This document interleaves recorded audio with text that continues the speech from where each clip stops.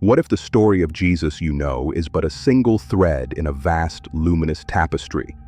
What if a forbidden text, buried for 1600 years, reveals not one, but three sacred companions who walked beside him?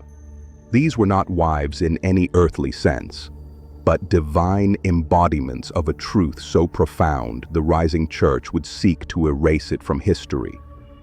This is not a tale of romance as we understand it. To speak of wives is to use a language of the flesh for a mystery of the spirit. The text we are about to enter speaks of a sacred partnership, a blueprint for the soul's union with God, hidden in plain sight. This is a retrieval mission, a resurrection of a buried truth about the divine feminine and the secret teachings of Jesus that invites you to look not at history, but inward, to the very core of your own being. To understand the power of this teaching, you must first hear the story of its rediscovery, a story that begins not in a grand library, but in the rugged cliffs of Upper Egypt. The year was 1945. Near the town of Nag Hammadi, an Egyptian farmer named Muhammad Ali al-Saman was digging for soft soil to fertilize his crops. As his tool struck the earth, it hit something hard. It was not the dull thud of rock, but the hollow echo of pottery. He had unearthed a large, sealed clay jar. Hesitantly, he broke it open. Inside, there was no gold. Instead, he found 13 ancient books, bound in leather, their papyrus pages dark and brittle with the passage of centuries. What Muhammad Ali al-Saman held was a lost library of forbidden knowledge, a collection of over 52 texts from the mystical world of early Christian Gnosticism, so-called secret gospels that were once revered but later condemned as heresy. The story of what happened next is a drama in itself.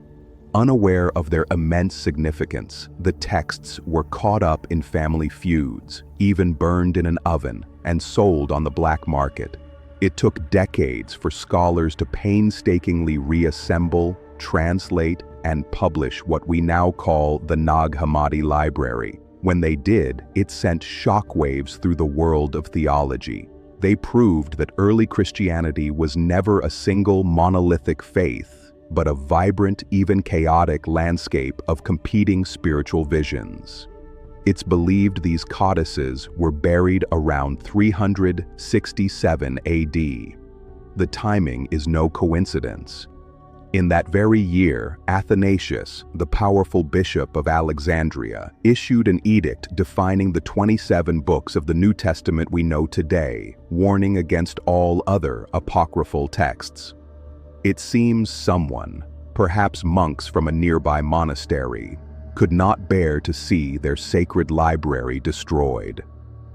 They sealed their wisdom in the jar and entrusted it to the desert, preserving a chorus of voices the official church wanted to silence forever. Among them was the text at the heart of our mystery, the Gospel of Philip. The Gospel of Philip is unlike any of the four Gospels in your Bible. It does not tell a linear story of Jesus' life. Instead, it is a stark, enigmatic collection of teachings, aphorisms, and meditations on sacred mysteries. It is a deeply symbolic text, and within its esoteric landscape, we find the passage that changes everything. The passage reads, "There were three who always walked with the Lord, Mary, his mother, and her sister, and Magdalene, the one who was called his companion. His sister and his mother and his companion were each a Mary." Consider this. First, three who always walked with the Lord. This is not a casual remark. It implies a constant, fundamental presence. While the male disciples are often portrayed as misunderstanding or even abandoning the Lord, these three are presented as fundamental to his mission. Then there is the strange phrasing, "His sister and his mother and his companion were each a Mary." The text is signaling that Mary is being used here as more than a name. It is a title, a spiritual designation. We are being asked to look beyond the literal and into the symbolic. These are not just three individual women, they are three facets of a single, unified spiritual principle. And then comes the most provocative word of all. Magdalene is called his companion. The original Coptic word is a loan word from Greek, koinonos. This is not the word for a student or a follower. A koinonos is a partner, an associate, a consort. In other ancient contexts, it can even refer to a spouse. The author deliberately chose a word that signifies an unparalleled intimacy and spiritual partnership. This profound intimacy is reinforced by another fragmented passage. Here, the papyrus is damaged, a lacuna that only deepens the mystery. It reads, "And the companion of the Mary Magdalene loved her more than all the disciples and used to kiss her, often on her." While the missing word has fueled endless speculation, was it the hand, the forehead, the mouth? The Gnostic context itself provides the answer. This kiss is not carnal. In the Gospel of Philip, the kiss is a sacrament, a profound symbol for the transmission of spiritual knowledge, of gnosis. It is the method by which a teacher imparts wisdom directly to the soul of a receptive student. So, when Jesus kisses Magdalene, often, it signifies that he is sharing his highest and most secret teachings with her. This leads us to one of the central mysteries of the text, the bridal chamber. The bridal chamber is not a physical place for a wedding ceremony, but a spiritual state of being, a hieros gamos, or sacred marriage. It represents the ultimate reunion of the awakened human soul with its divine source. Magdalene's role as koinonos, the companion, is not about an earthly marriage, but about this mystical marriage. She is the sole partner to the Savior, his perfect counterpart in the great divine drama of redemption. To truly grasp this, we must step into the Gnostic cosmos. For the Gnostics, our physical world is a flawed shadow, created not by the true God, but by a lesser, ignorant creator called the demiurge. The true God exists in a perfect, unknowable fullness of light called the pleroma. Within this pleroma, divine beings exist in balanced, paired emanations called aeons. The final and most vulnerable of these was a feminine being of incredible power, Sophia, the Greek word for wisdom. In the Gnostic creation myth, Sophia, in her desire to know the Father, fell from the pleroma. Her divine light was shattered and scattered into the material world, becoming imprisoned within certain human beings as the divine spark. The human soul, in this view, is a fragment of the lost goddess Sophia. Our deepest feelings of alienation and exile are her feelings. Her story is our story. The mission of the Christ, therefore, is a cosmic rescue mission. He is a divine messenger sent from the pleroma to awaken the lost sparks of Sophia and guide them home. He is the celestial bridegroom who has come to find his lost and shattered bride. This is the key. The Gnostic texts are not just ancient history, they are psychological and spiritual maps. The great psychologist Carl Jung, himself profoundly influenced by Gnosticism, identified Sophia as a supreme archetype of the anima, the inner feminine soul, whose integration is essential for achieving true wholeness. Viewed through this symbolic lens, the three Marys reveal themselves not as a literal group of women, but as a sacred trinity of the divine feminine, representing the soul's journey toward union with the Christ within. First is Mary, the Mother. In Gnostic interpretation, she is the origin, the primal vessel, the sacred womb from which the divine emerges into the material world. She represents the pure, unmanifest potential for divinity, the divine seed sleeping within every soul. Next is Mary, a sister. She represents kinship and illumined partnership. As a sister, she is a perfect mirror, reflecting the light of the Christ. This Mary symbolizes the stage of awakening, the dawning recognition that the divine spark within us is of the same essence as the divine reality that surrounds us. Finally, there is Mary Magdalene, the companion koinonos. She is the culmination of the journey. She is Sophia, perfected, redeemed, and fully awakened. The Magdalene represents the soul that has completed its pilgrimage and is now ready for the sacred marriage. This is not a marriage of flesh, but the ultimate spiritual union that takes place in the bridal chamber of the heart, healing the agonizing separation between the human and the divine. Together, this triune Mary forms a map for the soul's ascent, from potential through awakening to final consummation.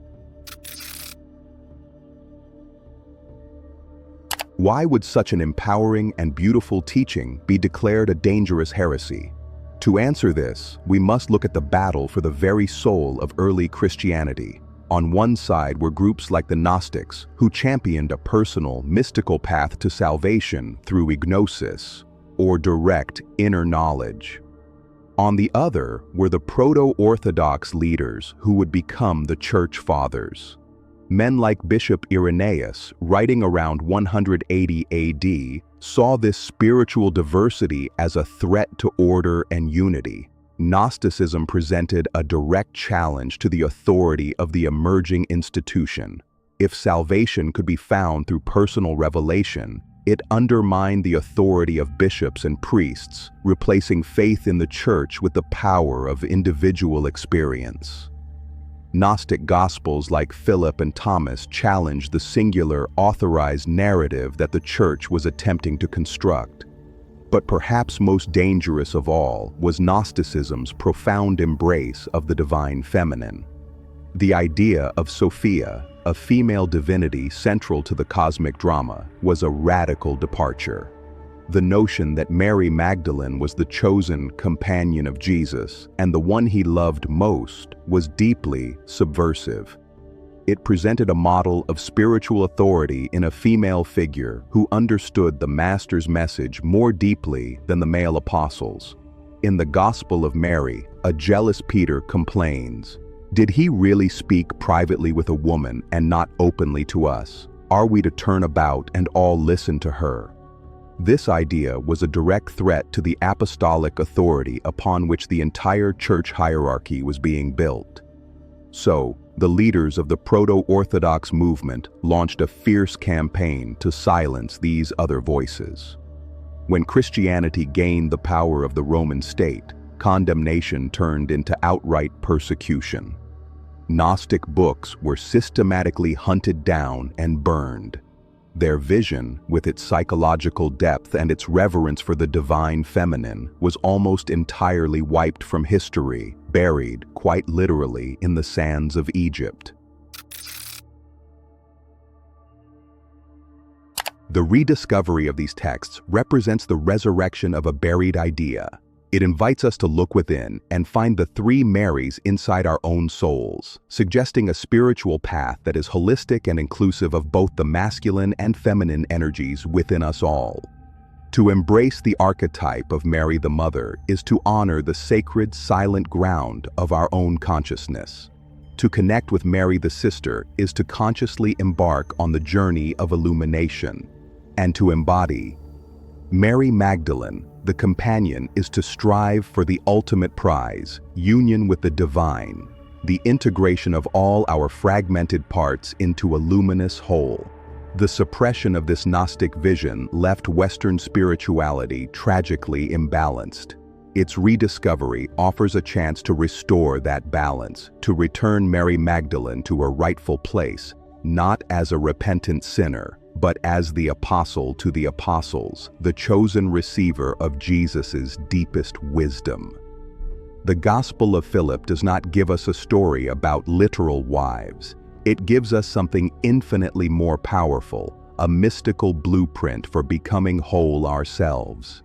If this truth awakens something ancient in you, Type "I remember" in the comments, not as a reaction, but as a declaration of inner knowing.